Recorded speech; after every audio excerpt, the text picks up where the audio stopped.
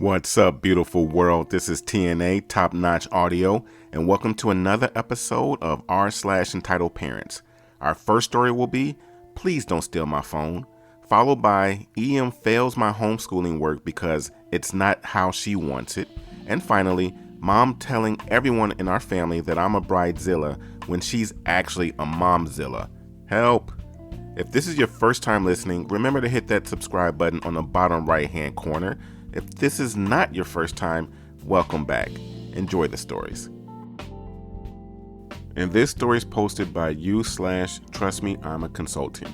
Please don't steal my phone. I tried posting this back in August. Apparently I didn't have enough karma yet, so here we go again. I honestly didn't believe that there are these kinds of incredibly entitled people who think that stealing a phone from someone to entertain their kid is acceptable behavior. Guess you never believe insane things till they happen to you. For a little context, I work as a security consultant for a fairly paranoid company, which is kind of understandable considering the sensitive nature of our work and the kind of client we usually have, but it leads to zero spit taken policies. Yesterday, I took a day off to deal with some of that lovely government bureaucracy. I sit in an office, government office no less, and wait for an appointment. It's hot. It's kind of humid. The kids forced to wait there with their parents are cranky, and I'm reading and answering my email on my phone since there ain't much else to do anyway. Entitled kid, EK, comes up to me. EK, what you playing? Me, I'm not playing, I'm doing my emails. I admit, it may look like playing a game since I'm not the young kind of person who is super fast at typing on a phone keyboard, a skill I really envy the youth of today for. I'm more hunt and peck style. I prefer using a desktop by far, and I need to concentrate to actually hit the right letters so I don't notice that EK returns to his mother, who appears shortly afterwards just as I finish my mails. EM, come on, let my son play on your phone for a while so he doesn't nag me. Me, sorry? Ma'am, this is my work phone. There ain't no games on it. There really is nothing on it that could remotely be considered fun. These things are stripped down to the bare bone, must be present stuff with zero leeway when it comes to what you put on them. EM, bollocks.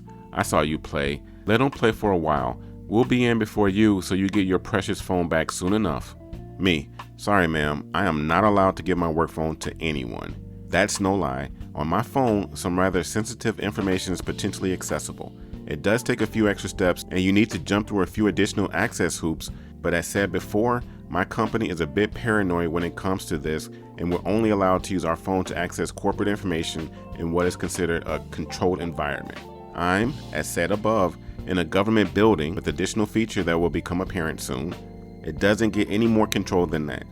Most of all, I'm not allowed to give my phone to anyone outside the company, and even only a select few people inside of it, and most certainly not in an unlocked and hence usable state. Fortunately, at this point I already closed down the mail container, which needs additional unlocks to access the mail portion, as she simply snatches my phone from my hands. I was actually flabbergasted for a moment before I realized just what she just did. She has my work phone in her hands, unlocked. In short, I am very close to not having a quiet weekend, and she is very close to having a few uncomfortable weeks, months, or years, depending only on how creative our legal department gets.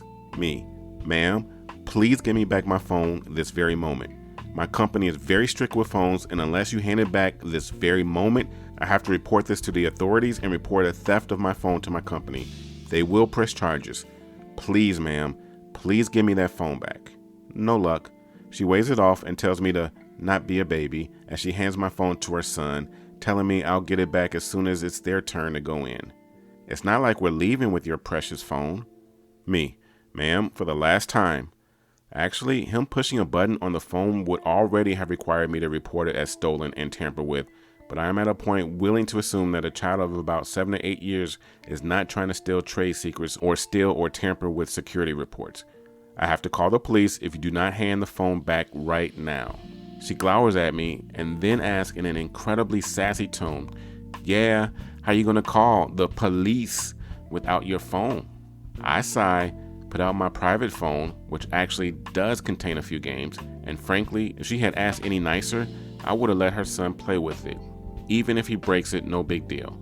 dial the not quite an emergency phone number and report what's going on, all the while EM glowering at me, very obviously not believing I really called the cops for something as trivial as that. Frankly, if I didn't have to, I probably would not have. If that was my private phone in her son's hands, I would not have bothered.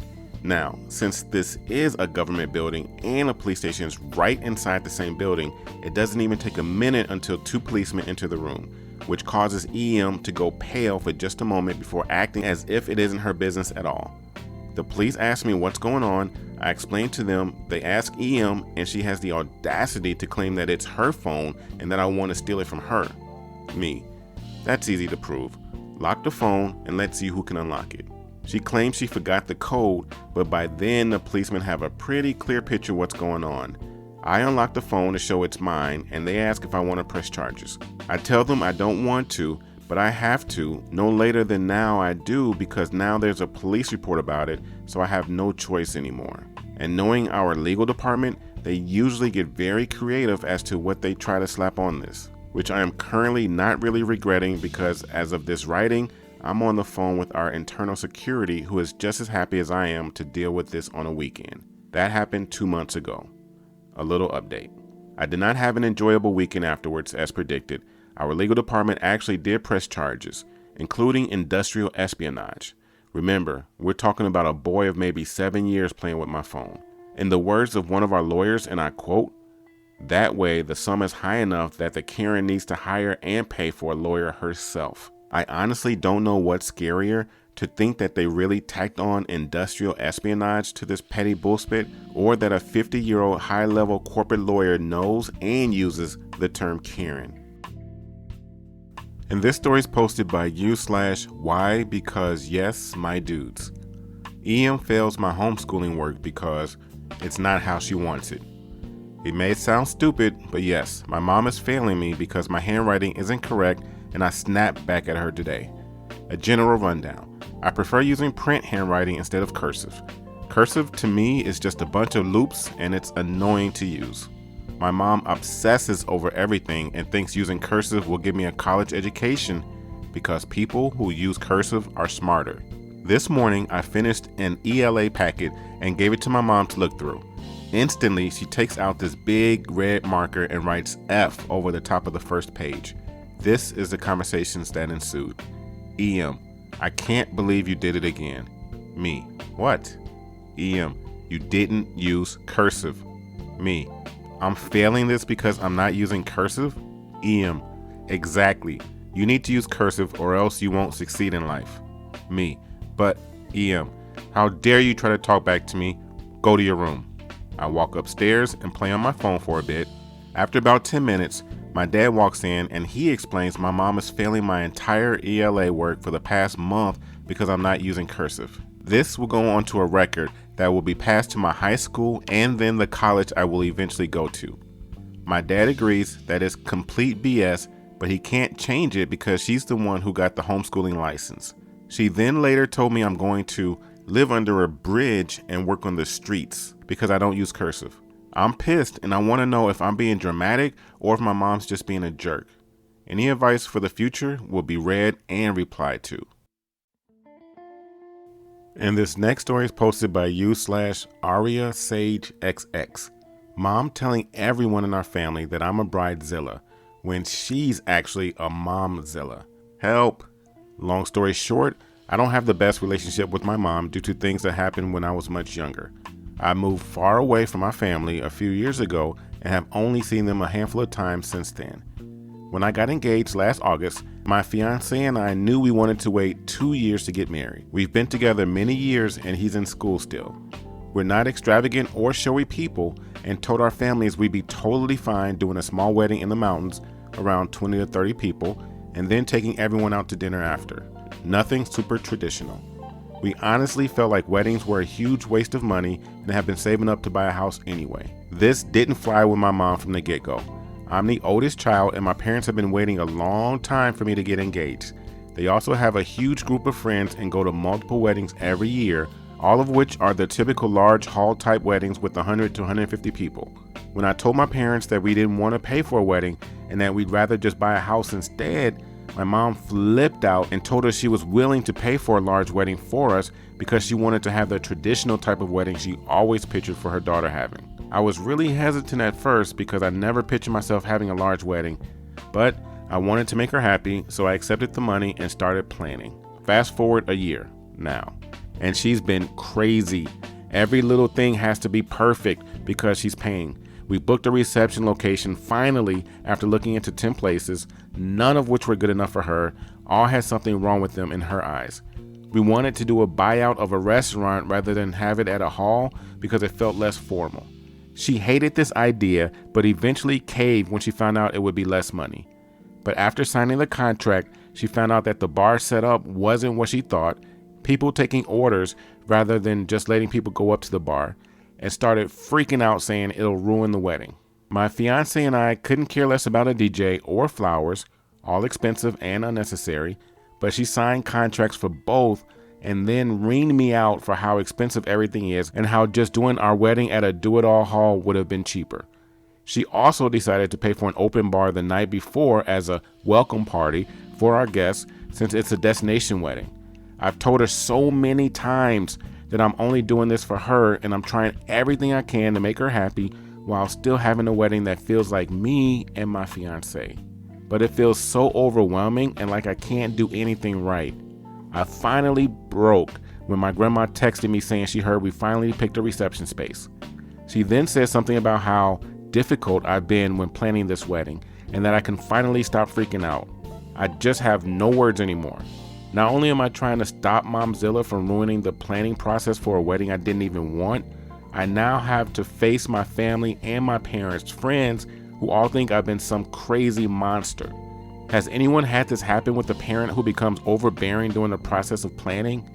I just need to know I'm not alone here. Edit. Wow, I never expected this to take off like it did.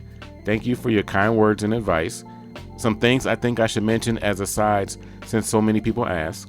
My mom has literally fought with me about every decision I've made, including my dress, earrings, veil, etc.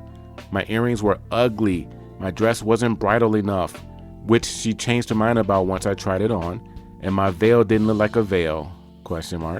I was asked to pick flowers, and then the palette I chose was ugly.